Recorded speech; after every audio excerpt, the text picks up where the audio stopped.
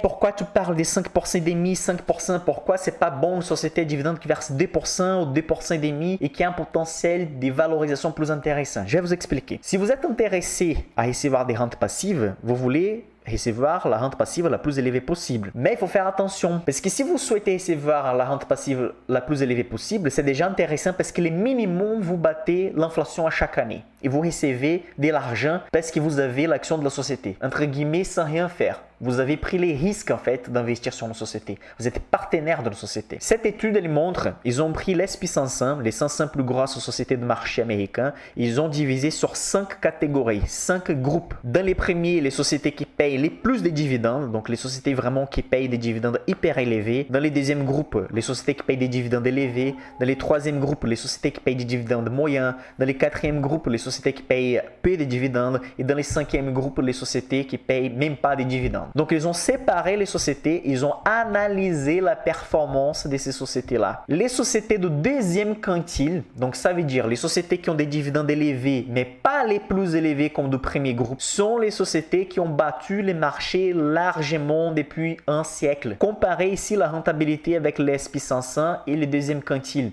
Il y a des années que la performance c'est plutôt la même, mais il y a des années qu'ils ont déchiré. Par exemple, ici, vous allez trouver des rentabilités des 4 positifs pendant que les marchés étaient négatifs. Presque 11% contre 7%.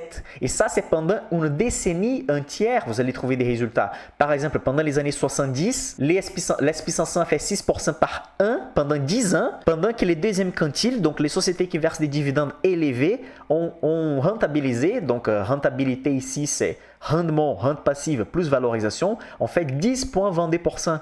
Donc, une différence de 4% par an. Et ici, pendant 10 ans, pendant la décennie des années 70.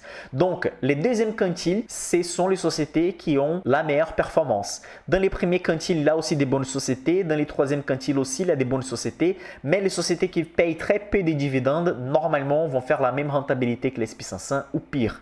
Et pourquoi ça? Bon, avant tout, ici, ils ont séparé en forme des graphiques les résultats que je viens de présenter dans l'image précédente. Ici, c'est la probabilité de battre l'S&P 500 par chaque groupe des sociétés. Donc, vous voyez que les sociétés de deuxième quintile qui versent beaucoup de dividendes, mais pas trop, 78% du temps, ils ont battu la rentabilité de l'S&P 500. Dans les premiers quintiles, 67%, c'est que c'est déjà plus que 50% dans cette top. Et les troisièmes quintiles aussi, plus que 50%, c'est déjà top parce que plus de la moitié des années, ils ont battu les marchés de l'S&P 500. Vous voyez que les sociétés qui versent très peu de dividendes, elles n'ont pas arrivé à battre les marchés la majorité du temps. Donc, ça veut dire que les premiers, deuxième et troisième quintiles sont les meilleurs.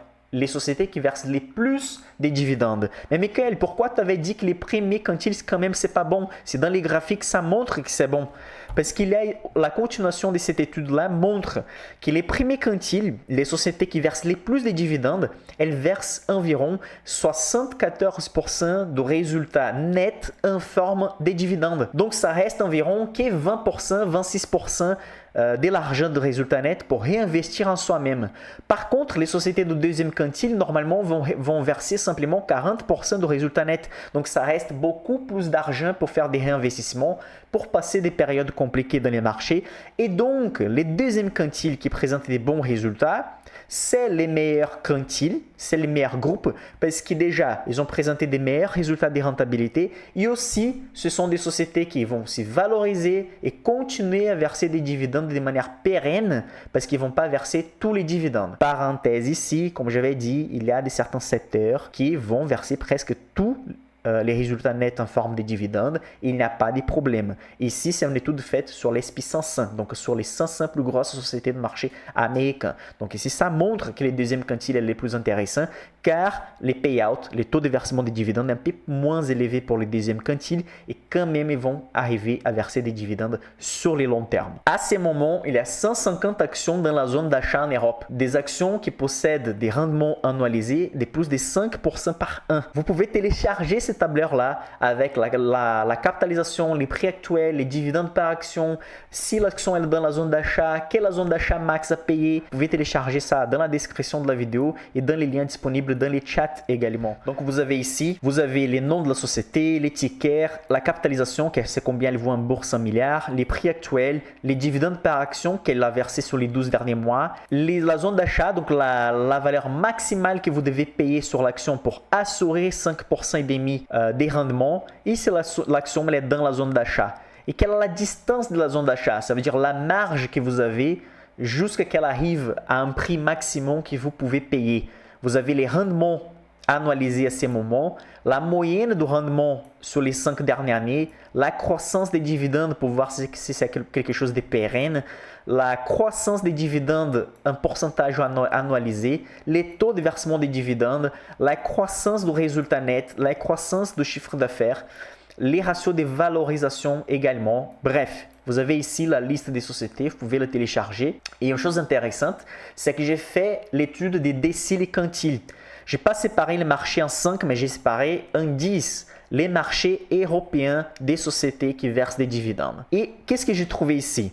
Les sociétés qui versent le plus de dividendes, les 10e groupes, elles versent 13%. C'est ça, elles versent normalement un peu plus de 11-12%. C'est ça normalement les sociétés qui, par définition, on doit éviter. Il y a des opportunités ici, mais normalement on doit éviter parce que le versement de dividendes ne restera pas pérenne. Mais dans les 6e groupes, 7e, 8e et 9e, on va trouver les sociétés qui peuvent verser des dividendes de manière pérenne. Je vous recommande fortement de rester dans les 8e et 9e quintiles. Ce sont les sociétés qui vont verser des 5% et demi jusqu'à 9% et demi des dividendes par an. Évidemment qu'il ne suffit pas de regarder que les rendements. Il faut regarder si la société est rentable, si les produits sont bons, si la société est connue, si la société n'est pas endettée. Il faut regarder des autres ratios fondamentaux que j'explique dans ma chaîne comment ça fonctionne, que je montre dans mon site aussi, dans mon e-book d'analyse fondamentale d'action. Donc c'est pour ça la valeur des 5% et demi.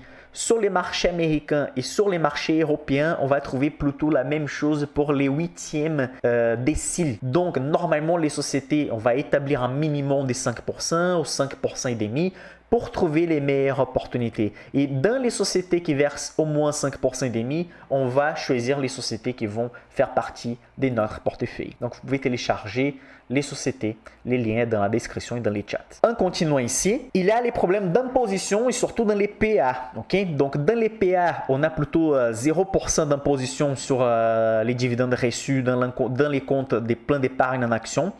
Mais sur les sociétés des autres pays, on a une imposition sur les dividendes. Donc vous avez plein d'intérêt d'ajouter des sociétés françaises, de Pays-Bas, de Luxembourg, de Finlande, même de l'Espagne. Mais si vous ajoutez une société de l'Allemagne, par exemple, si vous souhaitez recevoir 5% et demi, il faut que la société allemande verse au moins 9%, 8% et demi. Parce que si la société allemande verse 8% et demi, net, ça va rester pour la société allemande 6,26.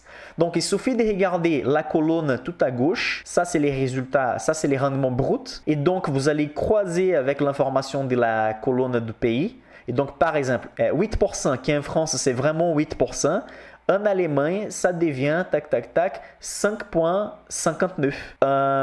Aux Pays-Bas, 8% d'une société française, c'est la même chose que 6,8% dans une société de Pays-Bas. Donc, si vous établissez 5% et demi comme le minimum, il faut faire attention si la société elle appartient pas à un autre pays. Il faut utiliser cette tableur-là, faites des captures d'écran, faites ce que vous voulez, revenez sur cette vidéo après.